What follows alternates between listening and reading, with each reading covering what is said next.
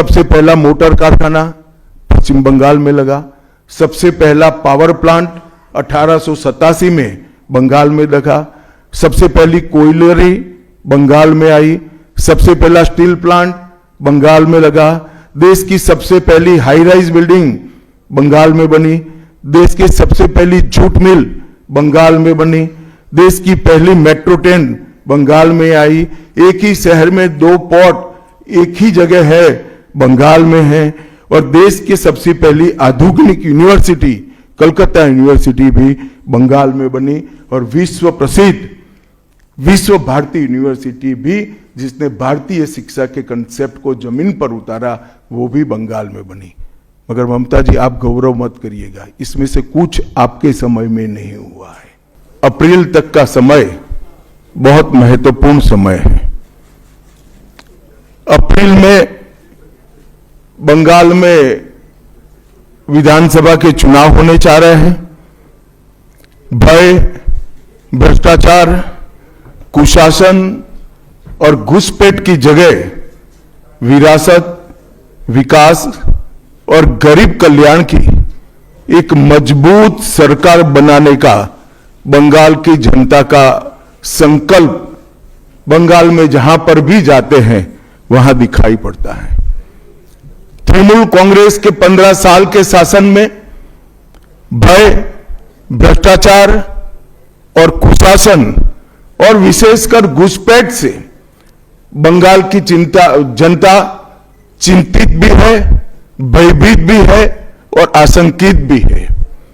हम भारतीय जनता पार्टी के सभी कार्यकर्ता बंगाल की जनता को आश्वासन भी देना चाहते हैं और वादा भी करना चाहते हैं कि मोदी जी के नेतृत्व में बंगाल में भारतीय जनता पार्टी की सरकार बनने के साथ ही यहां की विरासत को हम पुनर्जीवित करेंगे। विकास की गंगा फिर से बड़ी तेज गति से बहेगी और गरीब कल्याण, जो बंगाल का आज बहुत महत्वपूर्ण मुद्दा बना है, देश भर में जहां जहां एनडीए सरकारें हैं, भाजपा सरकारें हैं, हमने गरीब कल्याण को प्राथमिकता दी है।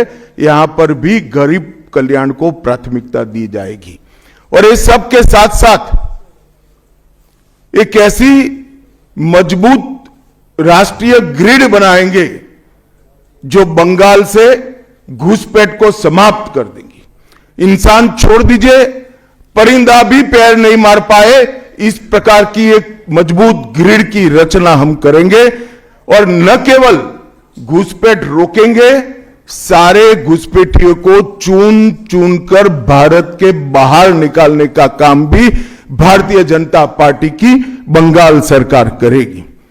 आज ममता बनर्जी के नेतृत्व में भ्रष्टाचार के कारण पूरे बंगाल का विकास एक प्रकार से थम गया है। मोदी जी की सारी लाभकारी योजनाएं जो पूरे देश में गरीबी का उन्मूलन कर रही है, यहां पर टोल सिंडिकेट के भेंट चढ़ चुकी हैं और हर योजना डेड एंड पर पहुंच चुकी है।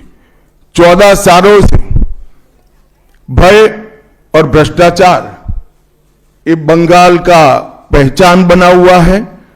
बीजेपी सरकार का संकल्प 15 अप्रैल 2026 के बाद जब भाजपा सरकार बनेगी, बंग गौरव, बंग संस्कृति, उसके पुनर्जागरण की हम फिर से शुरुआत करेंगे। और विवेकानंद जी, बंकिम बाबू और गुरुवर टैगोर और श्यामा प्रसाद मुखर्जी के स्वप्न का बंगाल बनाने का हम फिर से एक बार प्रयास करेंगे।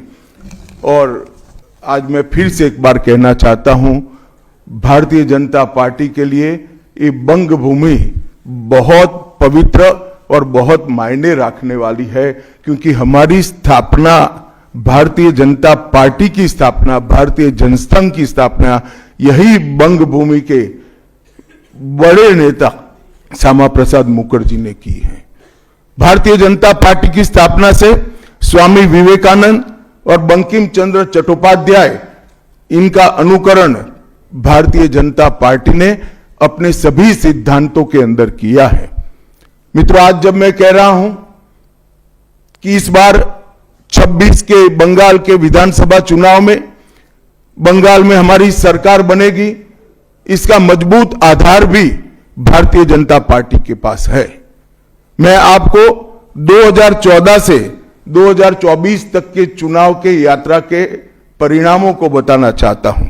2014 के लोकसभा चुनाव में हमें 17% वोट मिले थे और 2 सीटें मिली। मेरी बात जरा सभी पत्रकार बंधु ध्यान से सुने। 2014 के चुनाव में हमें 17% वोट और 2 सीट मिले थे। 2016 के विधानसभा चुनाव में हमें 10% वोट मिले और विधानसभा की केवल 3 सीटें मिली थी। फिर 14 से 19 के बाद 19 के लोकसभा चुनाव में हमें 41% वोट मिले और 18 सीटें मिली और 21 के विधानसभा चुनाव में हमें 38 वोट मिले और 77 सीटें मिली। ये बहुत बड़ा अंतर है। जिस पार्टी को केवल 3 सीट मिले थे, वो पार्टी 5 साल के ही अंतराल में 77 सीट प्राप्त करी। और इसका नतीजा देखिए, कांग्रेस जिसकी एक प्रकार से स्थापना ही बंगाल से शुरू हुई, वो कांग्रेस पार्टी बिग जीरो पर पहुंच गई और 36 साल तक शासन करने वाला कम्युनिस्ट गठबंधन भी एक भी सीट प्राप्त नहीं कर पाया और हमने मुख्य विपक्ष का स्थान प्राप्त किया। आज शुभेंदु जी मेरे साथ यहां पर बैठे हैं, वो हमारे प्रतिपक्ष के नेता हैं। 24 के चुनाव में भी हमने 39% वोट प्राप्त किया, 12% सीट प्राप्त की, 12 सीटें प्राप्त की और 26 में हम निश्चित रूप से प्रचंड बहुमत के साथ भारतीय जनता पार्टी की सरकार बनाने वाले हैं। मित्रों, 24 से अब तक का समय भारतीय जनता पार्टी के लिए बहुत शुभांकर सिद्ध हुआ है। 24 में लगातार तीसरी बार नरेंद्र मोदी जी इस देश के प्रधानमंत्री बने। उसके बाद महाराष्ट्र में, हरियाणा में, दिल्ली में और अब बिहार में भारतीय जनता पार्टी की सरकारें बनी हैं।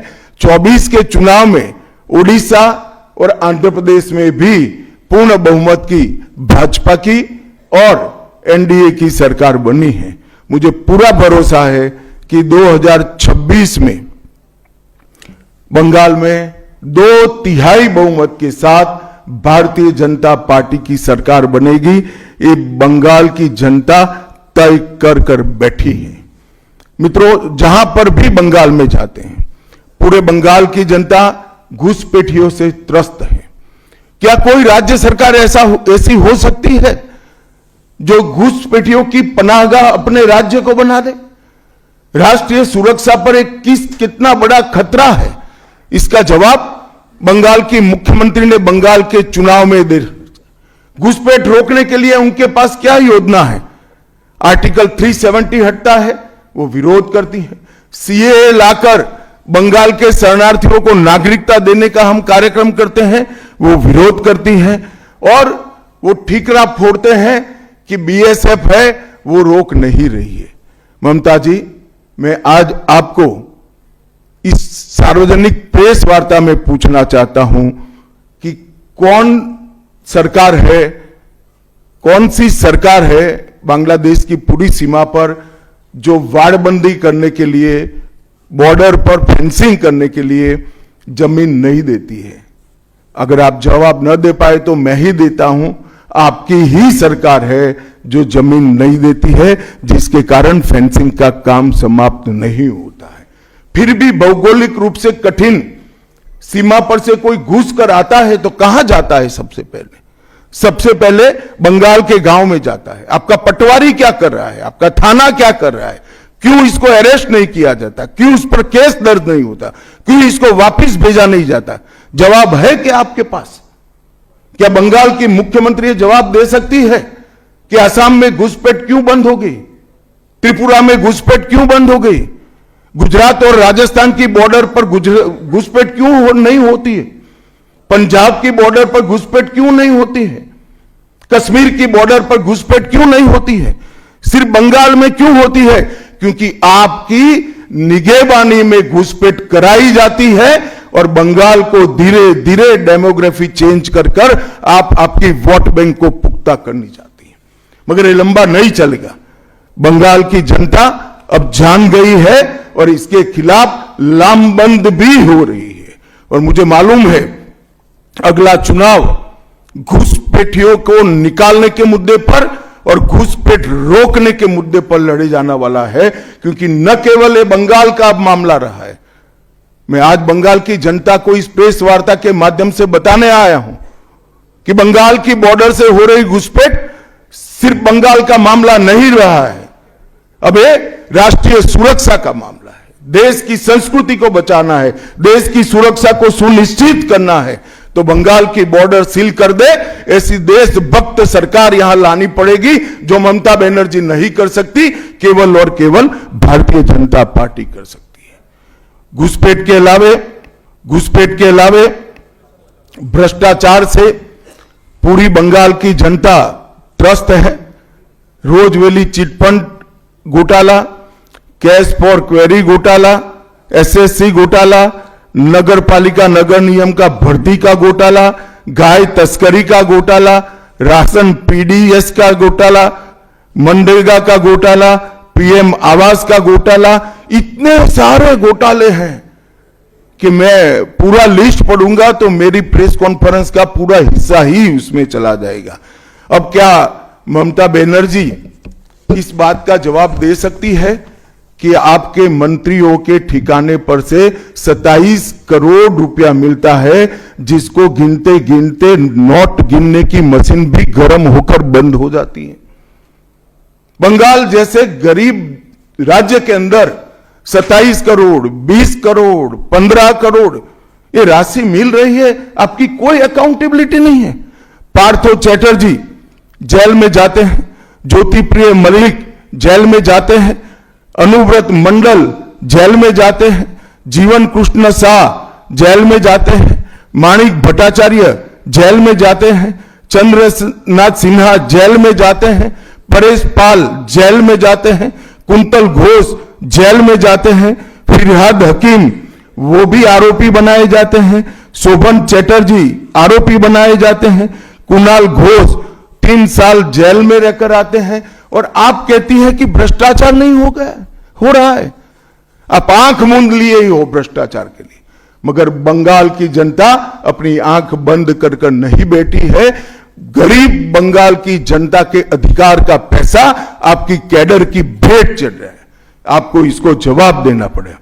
महिलाओं की सुरक्षा एक बहुत बड़ा मुद्दा बना है और अधिकृत रूप से कहा जाता है कि महिलाएं 7 बजे के बाद अपने हॉस्टल और घर से न निकले। हम कौन से जमाने में जी रहे? मुगल काल में जी रहे हैं क्या? ममता जी, ये आजाद भारत, यहां माताओं बहनों को पूरा दिन जब इनकी मर्जी हो, जब इनको काम हो, घर के बाहर निकलने की सुरक्षा प्रदान करना ये हमारा संवैधानिक दायित्व है, जो देने में आपकी सरकार विफल गई है। आरजी कर मेडिकल कॉलेज का मामला हो, संदेश खाली का मामला हो, दुर्गापुर मेडिकल कॉलेज का मामला हो, साउथ कॉलेज लॉ कॉलेज का मामला हो, हर जगह बेटियां असुरक्षित हैं और ढेर सारे लोग और ढेर सारी माताएं बहनें ये अत्याचार से तंग आ चुकी है, असुरक्षा से तंग आ चुकी है। वो भी राह देख रही है कि कब वोट देने का अधिकार आए और हम इन निकम्मे तृणमूल कांग्रेस की सरकार को हटा दें। सांप्रदायिक तुष्टीकरण को इस राज्य सरकार ने अपनी नीति के रूप में स्वीकार कर लिया है। अब मरहम लगाने का प्रयास हो रहा है, मैं सुबह से देख रहा हूं, मगर अब मरहम लगाने से कुछ नहीं होता है। हृदय पर, बंगाल की हिंदुओं के हृदय पर घाव इतना गहरा बैठ गया है कि कोई मरहम काम नहीं आएगा। अब आपका जाने का समय तय हो गया है। यहां तक इंतहा कर दी। यहां तक कि पार्लियामेंट में वंदे मातरम पर चर्चा होती है। बंकिम बाबू ने रचे हुए वंदे मातरम पर चर्चा हुई, जो गीत पूरे हमारे आजादी के आंदोलन का प्रेरणा गीत बना, वो वंदे मातरम की चर्चा का तृणमूल कांग्रेस विरोध कर रही है, क्योंकि उनकी वोट बैंक इससे नाराज हो रही है। ये बंगाल की जनता कभी सहन नहीं करेगी। एक जमाना था मित्रों कि भारत के जीडीपी में बंगाल का योगदान 10.5% था और तीसरे नंबर पर था। जीडीपी में योगदान की दृष्टि से हमारा बंगाल तीसरे नंबर पर था। तीसरे नंबर पर से सरक कर ये 49 साल में वो 22वें नंबर पर आ गया। अब नीचे कोई जगह ही नहीं बची। बंगाल का इतना आर्थिक पतन कभी नहीं हुआ है। ये कम्युनिस्टों के शासन के पहले, तृणमूल के शासन के पहले प्रति व्यक्ति बंगाल की आय राष्ट्रीय औसत से 127% ज्यादा थी। 127%। देश में नागरिक 100 रुपया कमाता था तो बंगाल में 127 रुपया कमाता था। आज देश का नागरिक 100 रुपया कमाता है तो बंगाल का नागरिक 73 रुपया कमाता है। ममता जी, आपको इसको जवाब देना पड़ेगा। हर प्रकार के उद्योग की शुरुआत एक जमाने में इस सुजलाम सुफलाम भूमि से हुआ था और इसी के आधार पर सोनार बांग्ला की परिकल्पना की जाती थी। वो बंगाल में आज भ्रष्टाचार, घुसपैठ और टोलबाजी के कारण सारी इंडस्ट्री वापस जा रही है। केंद्र सरकार की योजनाएं लागू करने में उनको अपनी वोट बैंक गंवाने का डर है।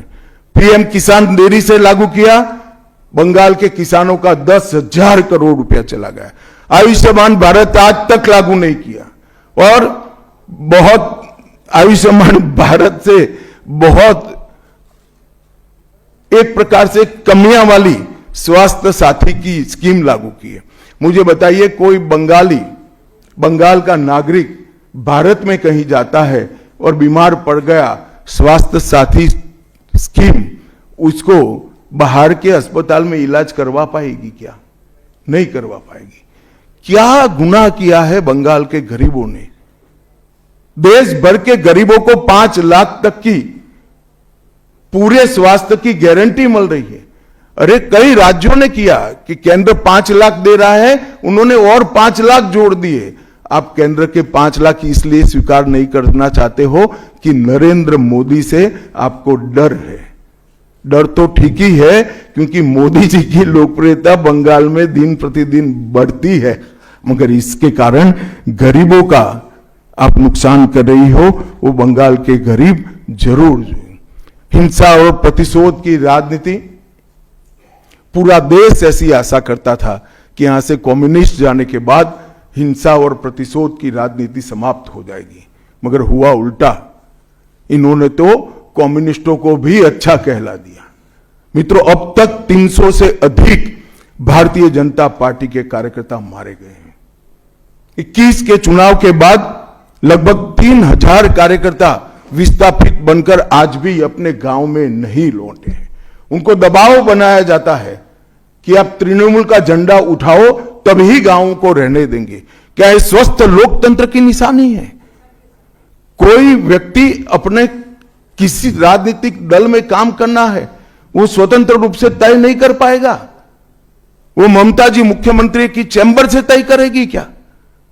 ममता जी, जितना भी प्रताड़ना करना हो करो, बंगाल की जनता अब तय कर कर बैठी है। इन्होंने भाजपा के कार्यकर्ताओं को हर तरह से प्रताड़ित किया, यहां तक कि महिलाओं पर बलात्कार भी किए गए। मैं अपना रिपोर्ट नहीं दे रहा हूं, नेशनल ह्यूमन राइट कमीशन का रिपोर्ट है।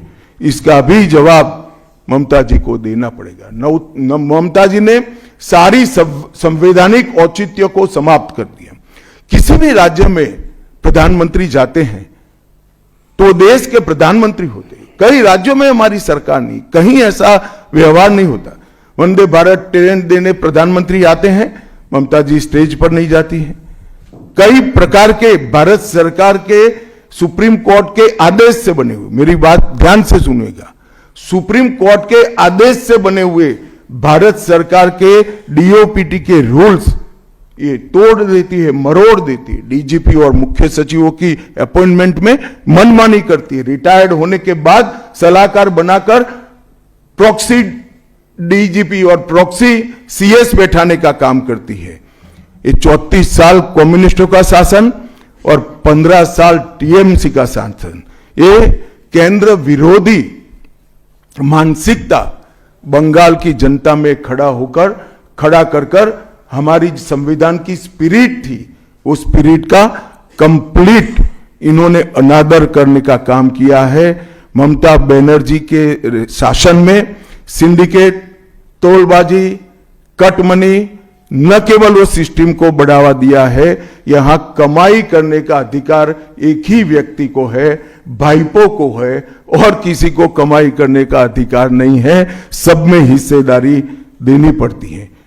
बंगाल एक जमाने में सब बात में सबसे पहले था। सबसे पहला मोटर कारखाना पश्चिम बंगाल में लगा, सबसे पहला पावर प्लांट 1887 में बंगाल में लगा, सबसे पहली कोयलरी बंगाल में आई, सबसे पहला स्टील प्लांट बंगाल में लगा, देश की सबसे पहली हाई राइज बिल्डिंग बंगाल में बनी, देश की सबसे पहली जूट मिल बंगाल में बनी, देश की पहली मेट्रो ट्रेन बंगाल में आई, एक ही शहर में 2 पोर्ट एक ही जगह है बंगाल में है, और देश की सबसे पहली आधुनिक यूनिवर्सिटी कलकत्ता यूनिवर्सिटी भी बंगाल में बनी, और विश्व प्रसिद्ध विश्व भारती यूनिवर्सिटी भी, जिसने भारतीय शिक्षा के कंसेप्ट को जमीन पर उतारा, वो भी बंगाल में बनी।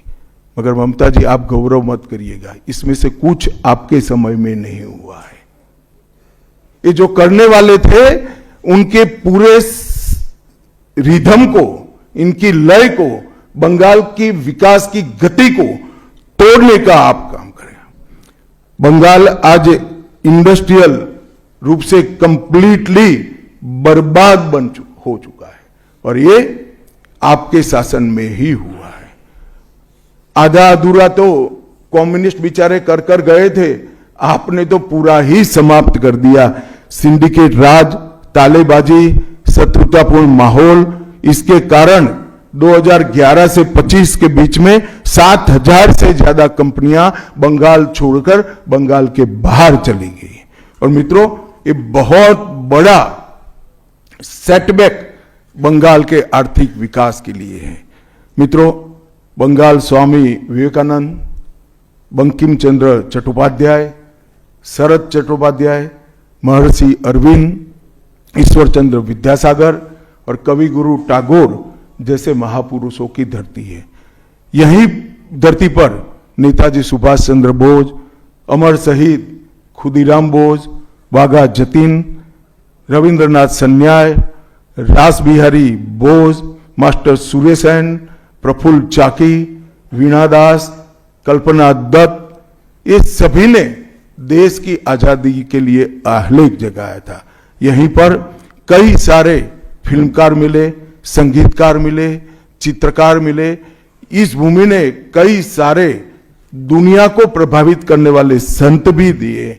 वो बंगाल आज ऐसे कगार पर पहुंच गया है कि अगर एक घुसपैठ की बयार रोकी नहीं गई तो बंगाल का अस्तित्व भी खतरे में है। ऐसा स्पष्ट रूप से समाज जीवन को जानने वाले सभी लोग मानते हैं। और अंत में मैं बंगाल की जनता को फिर से एक बार कहना चाहता हूं कि बंगाल के अस्तित्व पर तो घुसपैठिया संकट है ही है, बंगाल की संस्कृति पर एक घुसपैठिया संकट है ही है, परंतु अब ये संकट केवल बंगाल तक सीमित नहीं रहा है, पूरे देश तक ये संकट आगे बढ़ गया है।